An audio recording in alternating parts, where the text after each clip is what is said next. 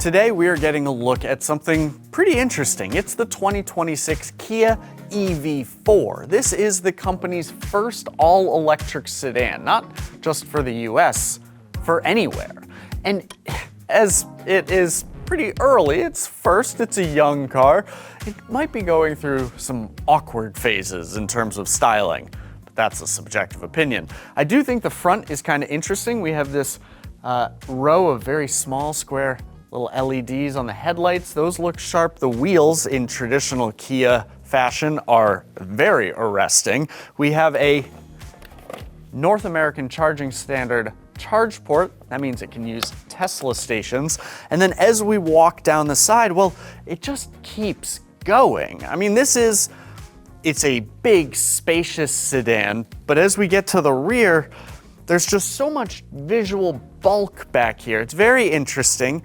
I'm not sure it works for me, but I want to hear about whether it works for you. One of the more interesting bits, though, is that despite having that fastback profile, it is not a liftback.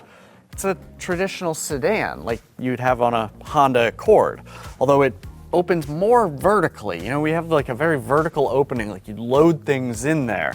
Now, granted, it's pretty spacious. I mean, like you can really get in here. There's plenty of room. I just think it's a little weird. Of course, I'm also a little bit weird. And now critically, I remember having a conversation with a woman once about vehicle design, and she was adamant that it's not about how the car looks on the outside, it's about how it feels on the inside. After all, how often do you see yourself driving? She makes a very good point. She also ended up buying a Ford C-Max though, so, you know, do with that what you will. The important part is that on the inside of the Kia EV4, it looks and feels spacious and airy and really well laid out. Think of this as sort of the electric version of the Kia K4. There's a lot of similarities there. You have a space for your phone up front. You've got physical buttons here, although in the EV4, they're kind of like, they are clickable, but they're like icons built into the trim piece. It's a really nice kind of best of both worlds solution. And then above that, we have this very impressive, it's almost 30 inches of glass here, two displays, about 12.3 inches each, and then another 5-inch diagonal display where they have all of the climate control readouts. So this is available on the higher trims of the K4. I believe it's standard on the EV4. It looks really good. This tech is familiar to us at this point, and it works really well. Very, very happy with that. I'm also very happy with just the open air availability that the EV platform gives you. So like you're not tied to so many rigid structures. Like you don't need the transmission tunnel. You've got a lot more space to work with, and you can be a lot more creative with how you fill that space if you're a car designer. We have this open air place down here. You can put a small bag there. We've got our cup holders down here instead of up here where they are in the K4. This is a very small cubby. We have a second little cubby up here. Again, the place for your phone. It's in general just like a very comfortable space. Now I do have this seat positioned for my height, so we will jump in the back shortly and see what the rear seat legroom and headroom situation is. But before we do that, let's quickly touch on the powertrain. So the EV4 it's sort of the entry level EV of the new generation for Kia. So like, yes, there's like the Niro and whatnot, but in terms of the eGMP platform cars, this is supposed to be the most accessible. So it uses a 400 volt architecture instead of an 800 volt architecture. Undoubtedly, that keeps some costs down. It also has only a front wheel drive layout. So it's a single motor, 201 horsepower front wheel drive situation that we've got here. Feels a little awkward to have a car that's this long and this weird looking just be powered from the front wheels. But again, the whole idea is that this is supposed to keep costs down. We're either going to see a ton of these or we're not going to see any. It all depends on whether or not that price point makes it appealing to people who might otherwise be turned off by a pretty polarizing design. Anyways, that's a whole lot from the front seat. Let me jump in the back and we'll see how the legroom situation is. As expected, the rear seat has plenty of legroom. I mean, the Kia K4 has lots of legroom, and that doesn't have the benefit of an EV architecture. This here, I mean, it's almost limousine-like, and it's comfortable too. I will say headroom is a little tighter than I would have expected, but it also explains, this tight headroom explains a little bit about the curious trunk decision.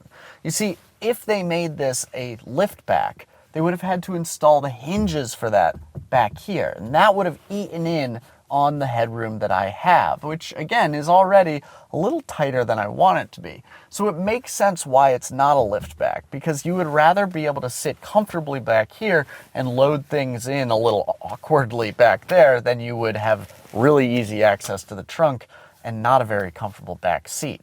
So I get that. Now Kia is selling this in 3 trims, and 3 trims only, at least for now. The base trim is the light that comes exclusively with a smaller battery, about 58 kilowatt hours, and that'll do 235 miles of driving range. Now, that's just a target at this point. The upper trims, the Wind and the GT line, those come exclusively with the larger battery. Now, the Wind has the same 17-inch size wheels that the light trim has, and as such, that has the longest range. We're looking at around 330 miles. Expect the GT line, this one, to have slightly less range than that because the 19-inch wheels on that are going to be heavier. There's going to be a little more resistance there. That's just how the physics work. Now, I will say, and this, you can't take this to the bank because this just isn't how these readouts work. But when I was sitting up there, I did see that the range is currently showing 322 miles on this GT line car. So I think it's safe to assume that the GT line should be able to do over 300 miles. We just won't know until it's been officially rated. I said earlier in the video that we either weren't going to see very many Kia EV4s at all, or we were going to see them everywhere. And the reason for that is because I think that we have a chance at a truly affordable and good electric vehicle.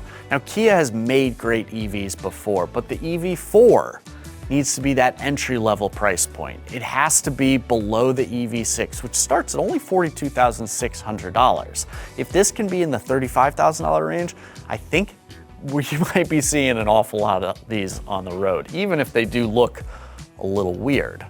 And I should be fair to the car, because there's a reason for its looks. Yes, they're polarizing, but they're also it makes for a very slippery, very aerodynamic car. And that aerodynamics, well, that helps it get up to 330 miles of range.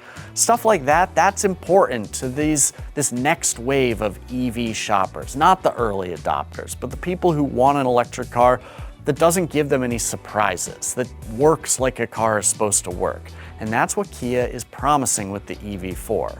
It's also worth noting that this isn't just a bare bones basic vehicle. I mean, it's getting some interesting tech. We have that Tesla charging port up front. That should allow this to do 10 to 80% of a charge on a fast charger in like 30 minutes.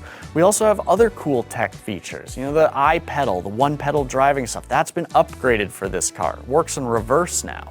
But at the end of the day, regardless of what features it has, regardless of how far it can drive, I think it is going to come down to price. And I want to hear from you. What is the right price for a vehicle like this?